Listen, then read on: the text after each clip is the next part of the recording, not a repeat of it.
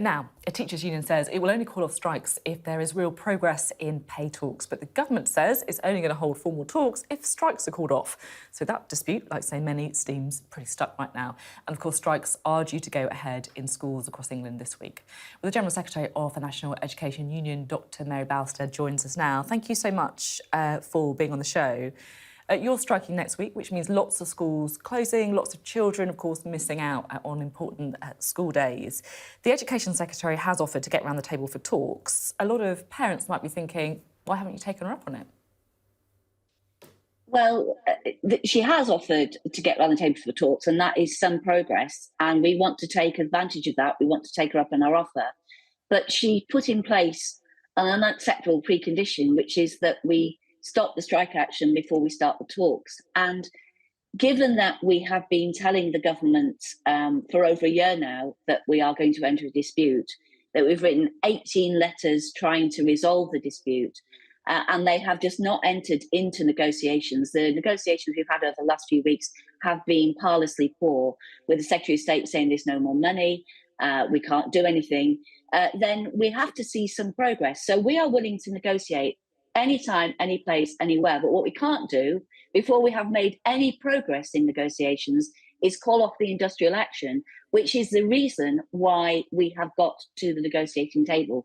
We don't want to be taking action. My members want to be in classrooms teaching pupils, this COVID generation who have lost so much, and we want to be teaching them. But they're also saying we cannot carry on with the conditions in school anymore, and we can't carry on with a workforce which is just depleted because teachers are leaving the profession and graduates don't want to join it, and that leaves schools understaffed and under-resourced. And those are not my words, those are the words of the Chief Inspector, Amanda Spielman. We've done a lot in recent months about school funding, and I absolutely take your points on board about the pressures that teachers are under and also the financial pressures too on school budgets as well. At the same time, though, I guess some people might still be thinking, well, look, I know you want to have progress before you call off the strikes, but why don't you just swallow this? Why don't you just pause the strikes in the hope that you could get a deal? I mean, that's what the government did with nurses, right? They paused strikes for talks. Yeah. Well, we're not in the same position as the nurses, unfortunately, because what happened with them was there was a joint press release between the Royal College of Nursing and the government saying that the RCN were going to pause the strikes in favour of serious negotiations. Now, if I were General Secretary Pat Cullen of the RCN, I would not have signed that statement unless I knew in advance what the scope of the negotiations were, what the money available was to invest in the health service, invest in nurses' pay. In other words, a huge amount of groundwork had been done to give the General Secretary of the RCN the confidence in order to pause the action. None of that has been made available to the National Education Union. And it's a huge thing to ask a union to stop action which has got the government to the table, where the government is only saying we'll enter into negotiations, and we have no idea what those negotiations will encompass. So I say again to the government, we are ready and willing to negotiate anytime, any place, anywhere. Stop the silly precondition, which we can't agree to because we have no idea what you mean by serious negotiations. Why don't you just sit around the table and get into negotiation? The sooner you do that, the sooner we can stop the strikes, and that's what we want to do. How would you describe the talks so far with the Education Secretary? Have they been productive? Have you been encouraged by any of it? Well, I was talking last week to a senior government official who will remain nameless, who said the talks so far have been silly. Silly? Yeah, silly. Just a reiteration that there's no more money available this year, that we have to fight inflation, even though public sector wages aren't driving inflation, and just so vague that, you know, there was none of the information and none of the statements that more money would be made available in order to base serious negotiation. Now, I'm very pleased that the government has said that he now wants to enter into serious negotiations. So let's do that.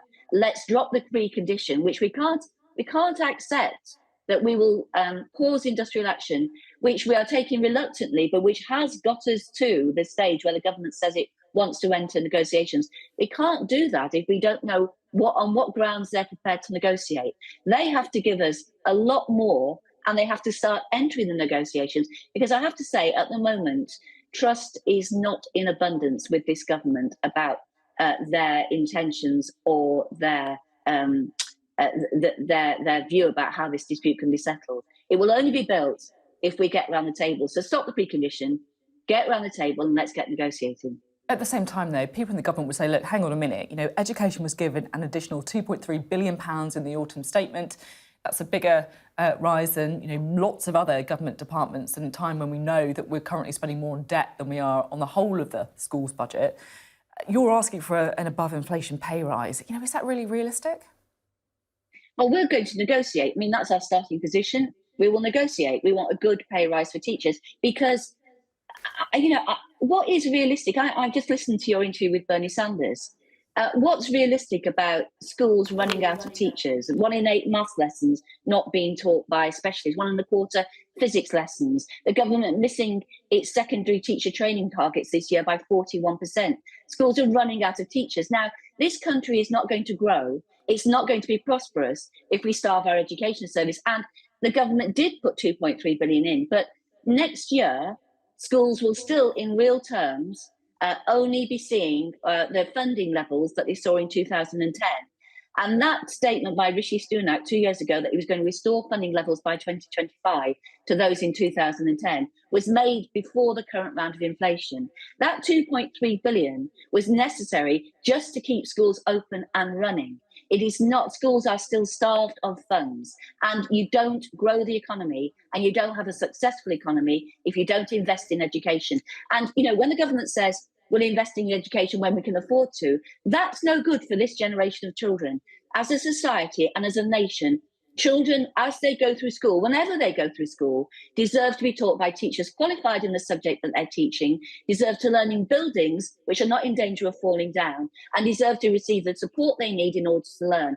I don't think, like Bernie Sanders said, that any of these things are outrageous or radical. I think they're the essentials of a democratic and decent society. OK, we are out of time. Dr. Mary Bousted, thank you very much for being on the programme this morning.